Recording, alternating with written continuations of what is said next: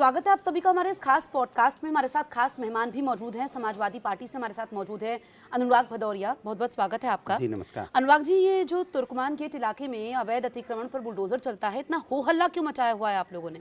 वही तो मैं पूछना चाहता हूँ सरकार से कि सरकार ये बताए कि आप जब बुलडोजर चलाने जाते हैं, कोई अतिक्रमण हटाने जाते हैं, एक तो आप रात के अंधेरे में क्यों जाते हैं, सीधा पहला सवाल मेरा है। दूसरा कि जब आप बुलडोजर अतिक्रमण हटाने जाते हैं तो आप इलाके को सैनिटाइज क्यों नहीं करते, आप इलाके में सुरक्षा व्यवस्था मजबूत क्यों नहीं करते, आपका एलआई डिपार्टमेंट क्या करता है कि कौन लोग वहाँ पे क्या वहाँ पत्थरबाज आ रहे हैं कि नहीं आ रहे हैं, लोग इकट्ठे हो रहे हैं कि नहीं हो रहे हैं, इसकी ये सैनिटाइज करने की जिम्मेदारी तो सरकार की होती है। पुलिस प्रशासन अपनी जिम्मेदारी से कैसे भाग सकता है? हर जगह जब भी ऐसा जहाँ बुलडोजर चलाने जाते हैं कहते हैं कि पत्थरबाज की घटना हो गई।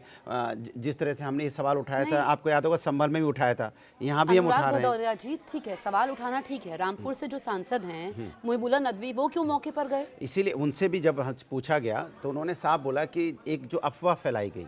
अब मैं यही तो सवाल मेरा सरकार से, कौन है जो अफवाह फैला रहा था कि वहाँ मस्जिद टूट रही है? कौन अफवाह फैलाने वाला है? सोशल मीडिया पे कौन इस तरह की बातें कर रहा था? तो आपको ये सब चीज़ें तो पहले पकड़ लेना चाहिए ना, जब अफवाह फैलती है। अच्छा, वो भी एक चूँकि मस्जिद के इमाम हैं तो उनके दूसरी मस्जिद के इमाम से उनकी मुलाकात होगी, जाहिर सी बात है, जानते ही होंगे। तो उनके बुलाने पे या किसी के बुलाने पे गए, जब उन्हें पता चला कि यहाँ ऐसा कुछ नहीं है तो वापस लौट आए। नहीं, लेकिन यहाँ पर जिम्मेदारी तो सबकी बनती है ना, आप लोगों की भी जिम्मेदारी बनती है। इतना संवेदनशील मुद्दा है जिसमें जो है अब अफवाह फैलाई जा रही है, और जबकि ये हम न्यूज़ 18 इंडिया के माध्यम से साफ कर दें कि यहाँ पर मस्जिद को कोई नुकसान नहीं पहुंचा, बिल्कुल नहीं हुआ है। जो उसके आसपास अवैध अतिक्रमण है उसको हटाया गया है। वही मैं आपसे कहना चाहता हूँ, मस्जिद को कोई नुकसान नहीं हुआ।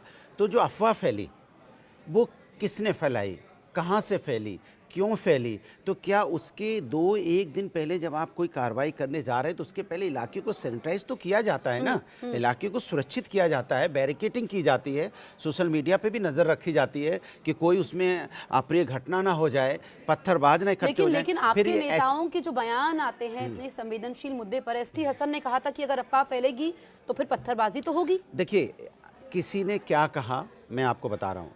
कोई भी नेता अगर कोई बात कहता है तो वो बात कभी पार्टी की हो जाए कोई गारंटी नहीं होती है। नेता तो पार्टी का ही होता है, मेरी तो बात पार्टी का स्टैंड उसको माना जाता है। हाँ बिल्कुल, अगर यही बात मान ली जाए तो आप बताइए कि जो एक उत्तराखंड की मंत्री हैं, महिला मंत्री, उनके पति ने जो बोला है कि पार्टी का स्टैंड मान लिया जाए कि बिहार से नहीं, तो आप ये कह रहे हैं कि एसटी हसन ने जो कहा वो गलत कहा, आप ये कहेंगे? मैं ये कहता हूं, मैं आपसे सीधा सा सवाल पूछती हूं, निजी राय हो सकता है। मैं आपसे सीधा सवाल मैं सीधे से जवाब दे रहा हूं। एसटी हसन ने जो कहा वो गलत कहा? नहीं, एसटी हसन ने जो कहा उनका परपेक्ष क्या था मुझे नहीं पता, लेकिन मैं ये कहता हूं पार्टी का सीधा सा स्टैंड रहता है कि पुलिस व्यवस्था, पुलिस को अपनी जिम्मेदारी से नहीं भागना चाहिए, एक और इलाके को सैनिटाइज करके, और जो अफवाह फैलाने वालों पे, पत्थरबाजों पे कार्रवाई करनी चाहिए। अनुराग भदौरिया एक जिम्मेदार प्रवक्ता है, आप इतने चैनल्स पर डिबेट में शामिल होते हैं, अपनी राय रखते हैं। आपको नहीं लगता कि जब भी कोई ऐसा मुद्दा आता है, ये जो है तमाम पार्टियां, विपक्षी पार्टियां हो राग अलापती है कि मुसलमानों को टारगेट किया जा रहा है? मुझे तो एक चीज़ अभी तक समझ में नहीं आई कि भारतीय जनता पार्टी हमेशा काम कम करती है, माहौल ज़्यादा बनाती है। अच्छा बताइए, जिम्मेदारी सरकार की थी कि वहाँ अतिक्रमण हटाना है, सरकार को अतिक्रमण हटाना चाहिए था। पत्थरबाज कौन थे उनको चिन्हित करना चाहिए था, उनको जेल में डालना चाहिए था, उन पर कार्रवाई करनी चाहिए थी। तो सवाल विपक्ष से पूछना शुरू कर देते, विपक्ष की पुलिस नहीं गई थी। नेताओं के बयान सामने आते हैं, आपका एक एक शब्द, एक एक बयान जो है आवाम पर असर डालता है। वो बिल्कुल सही कह रही हैं आप। जिस तरह से अभी इंदौर में जो घटना हुई, बच्चों की मौत हुई, लोगों की मौत हुई, और वहाँ पे जो मंत्री महोदय किस तरह से मुस्कुरा के, और जो उन्होंने जवाब दिया था, जो मैं आपके टीवी चैनल पर बोल भी नहीं सकता, क्या ऐसा इतना संवेदनहीन होना चाहिए मंत्री को? ये बयान देना चाहिए? आप बिल्कुल सही कह रही हैं, जो आप कह रहे हैं ठीक है, मैं आपकी बात से इत्तेफाक रखती हूँ, वो मुद्दा अलग। लेकिन अगर हम तुर्कमान गेट, क्योंकि इस पे हम देखें कि पाकिस्तान भी जो है फेक प्रोपेगेंडा फैला रहा है, दूसरों को मौका मिल जाता है यहाँ पर अशांति फैलाने का। मेरा आपसे वही तो सवाल है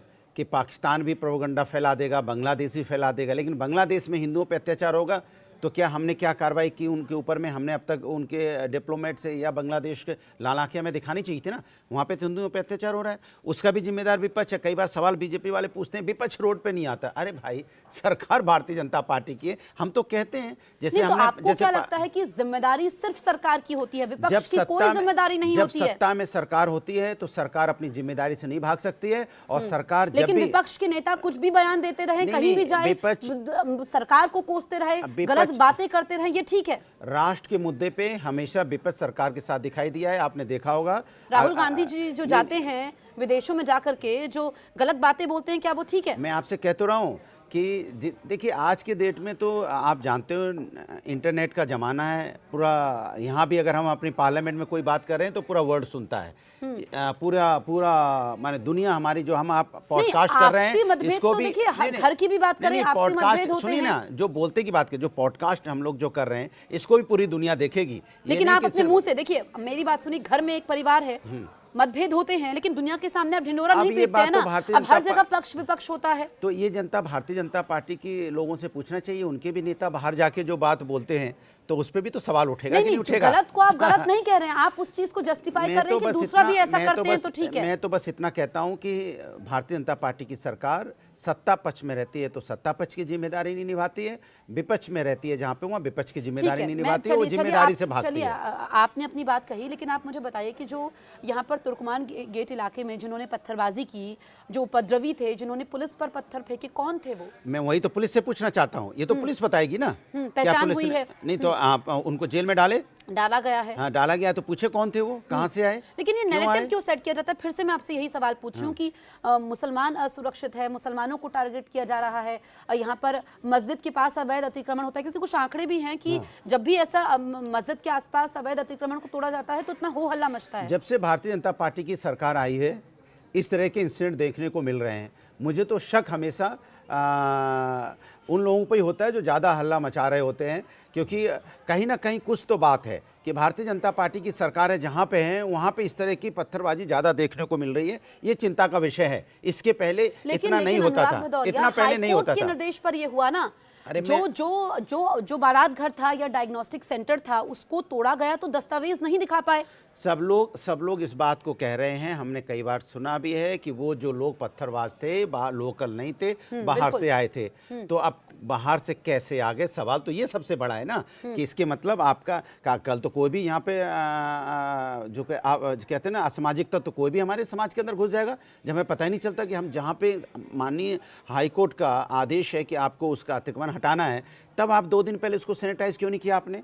क्यों नहीं आपने वहाँ एलआईयू इतनी मजबूत की, आपको पता चल जाता कि बाहर से कौन लोग आ रहे हैं, और घटना करने के पहले आप उनको पकड़ लेते, दबोच लेते, जेल में डाल देते। घटना होने के बाद आप क्यों जगते हैं? सवाल तो ये सबसे बड़ा है कि घटना हो जाती है उसके बाद आप जगते हैं। आपको तो उन पत्थरबाजों को 2 दिन पहले ही पकड़ लेना चाहिए।